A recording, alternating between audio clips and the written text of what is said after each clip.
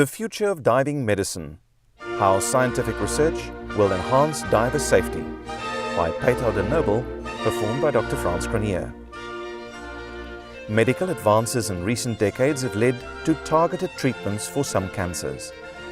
This has raised hopes for similar breakthroughs in the fight against other diseases.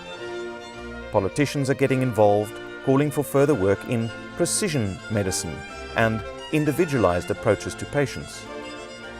Medicine in the 20th century identified specific causes and treatments for many diseases, but treatment outcomes remain highly variable.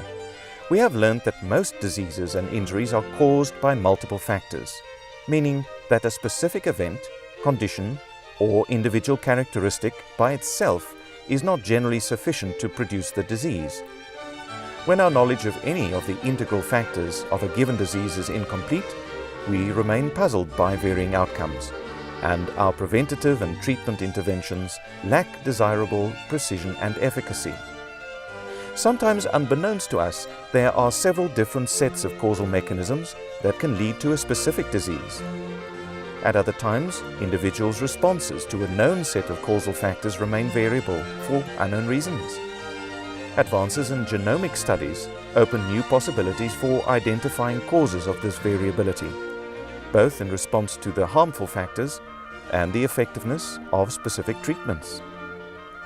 This has advanced modern oncology or cancer treatment, and a similar approach could benefit other areas of medicine as well.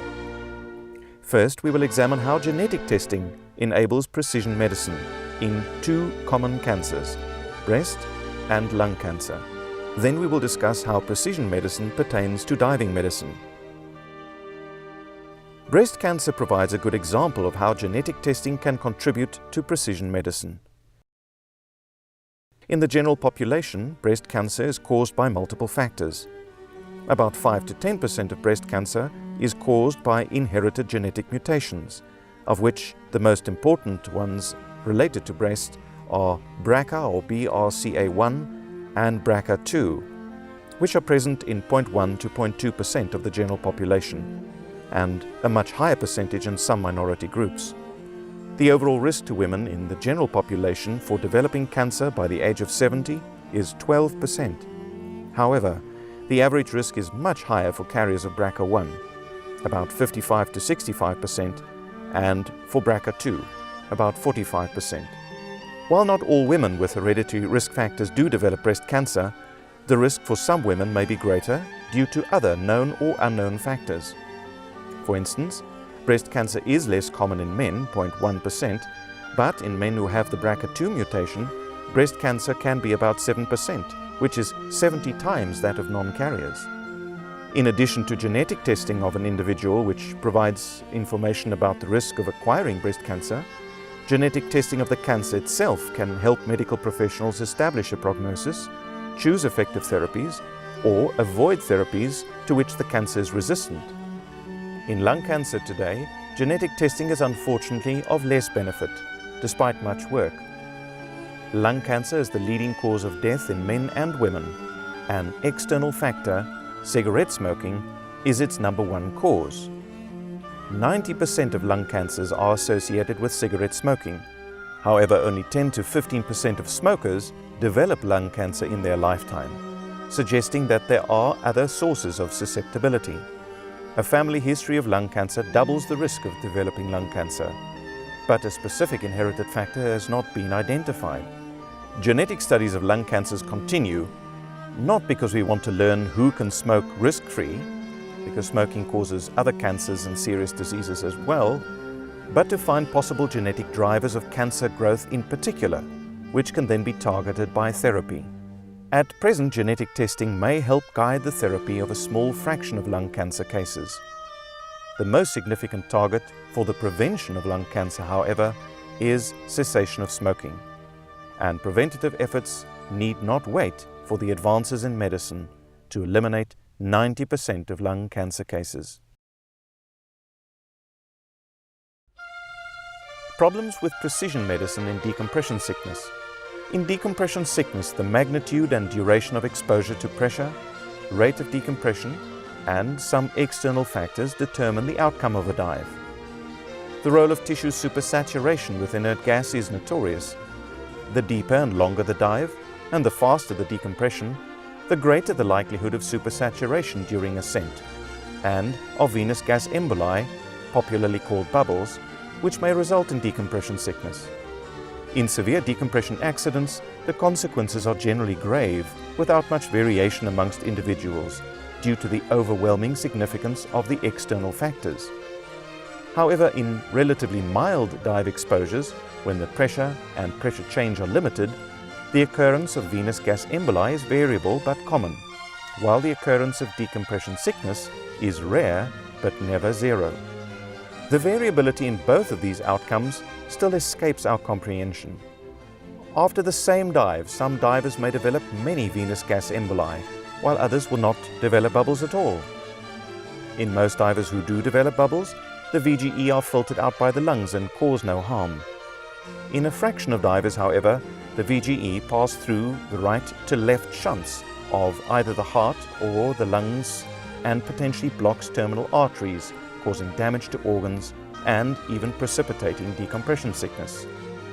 But even when this arterialization occurs, few divers that are affected develop full decompression sickness. The only constant is that with more severe dive profiles, involving greater pressure, longer exposure, and faster decompression, the probability of decompression sickness increases. Contemporary dive computer models measure exposure to an external factor, which is pressure over time. But they cannot measure internal factors that modify the saturation and desaturation of the body. These include the amount of blood that moves through tissues per unit time, or the percentage and distribution of body fat, as well as other known and many unknown factors. The algorithms used in dive computers take into account just the dive profile, in other words, depth, time, breathing gas, and rate of pressure change, and they assume an average body build and metabolic state to predict the probability of decompression sickness. However, it's clear that the risk is not the same for all individuals, but specific individual factors aren't known. Each component of risk factors modifies the ultimate outcome of the exposures. But in the absence of specific knowledge, the best preventative strategy is to reduce supersaturation by limiting depth and time, as well as the ascent rate, so that divers can avoid substantial bubbling. Without bubbles, arterialization is unlikely, even if there is a shunt.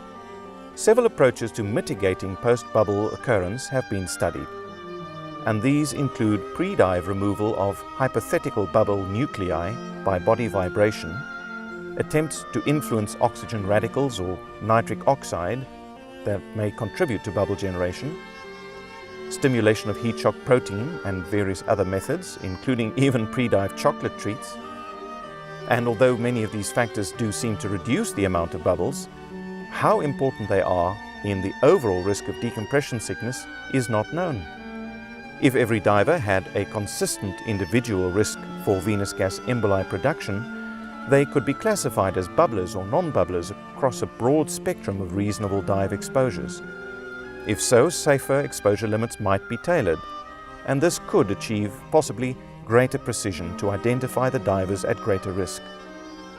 At present, we know that about a quarter of divers have a potential patent foramen ovale, which apparently does increase the risk of serious decompression sickness, but not in everybody who has a PFO. If we identify divers with large PFOs and close it, or eliminate the formation of bubbles by reducing depth time profiles that would encourage their formation, then the risks could be mitigated significantly. It is important to note that even if we can prevent the occurrence of venous gas emboli, decompression sickness can still occur. For instance, venous gas emboli do not seem to play an appreciable role in pain-only decompression sickness. And some cases of spinal decompression sickness may include bubbles that cause within tissue and not in blood vessels. Similarly, cases of inner ear decompression sickness do not seem to be attributed to arterialized gas. The skin manifestations of decompression sickness may also include various mechanisms, including VGE, but not entirely. So, as in the case of lung cancer, the definitive cause of decompression sickness is the external physical factor. However, unlike smoking, we cannot eliminate that risk if we choose to dive, but we can control the magnitude of the exposure and thereby minimize the risk of decompression sickness. So there's a lot of room to improve the precision of decompression sickness prediction and to develop individually tailored preventative exposure restrictions.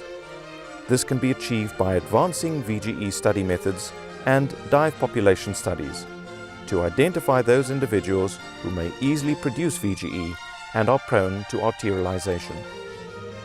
To understand why some divers easily produce VGE but are not necessarily prone to decompression sickness also needs a novel approach.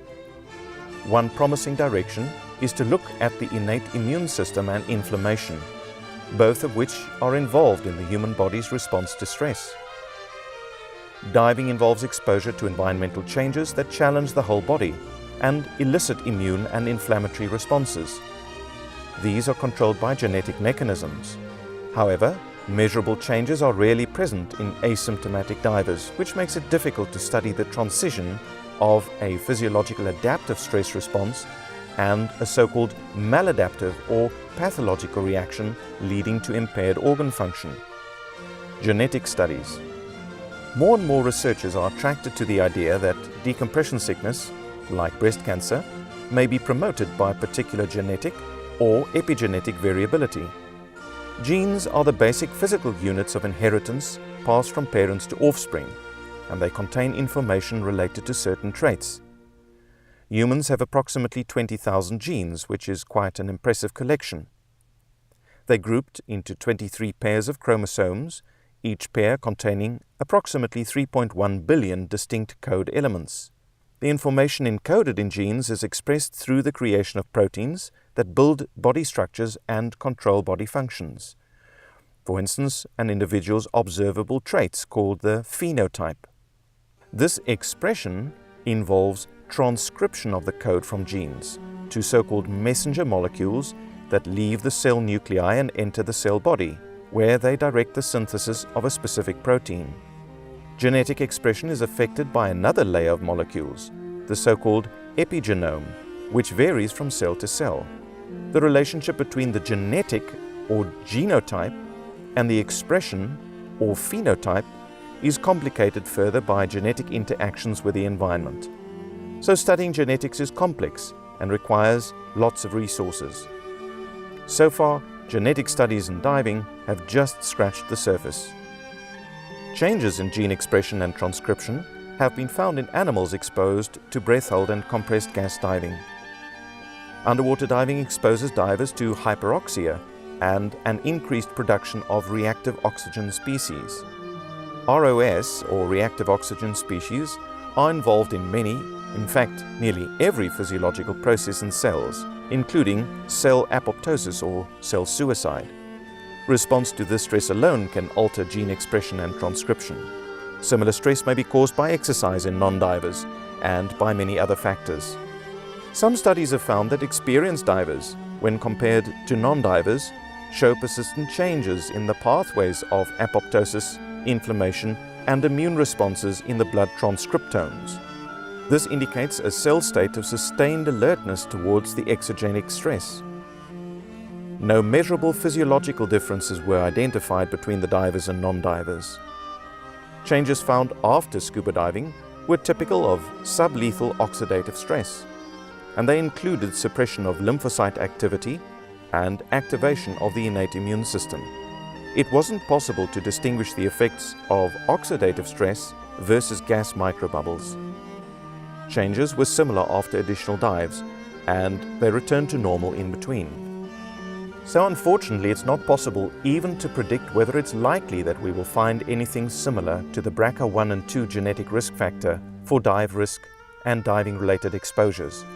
But these are just the first steps in a long journey. Accelerating developments in medicine and technology certainly offer the hope that precision medicine for divers will not remain elusive indefinitely.